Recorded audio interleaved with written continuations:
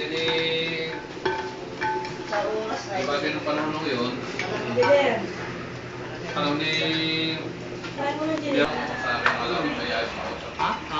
Wala? Yung ginawa doon yung pagkalusong ng lumang lupa, yung pag-ganyan, pagkanan, building dito, yun yata sa kababaihan ba kayo, ano basta yun? Sa goldfish yan? Goldfish yan? Anak ng gold. Anak yun ang nandun sa mga. Ang dami.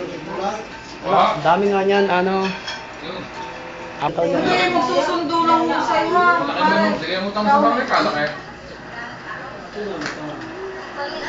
May marmel daw. Hindi kaya naputulan yung barangay ng ilog. Parang po yun eh. Yung binayad ng mga... Naomi, napaka-influential tao yan. Yan huwi sa milyonaryo dito sa Lubog. Ano naniniwala? Ate, ganda. Ano naman?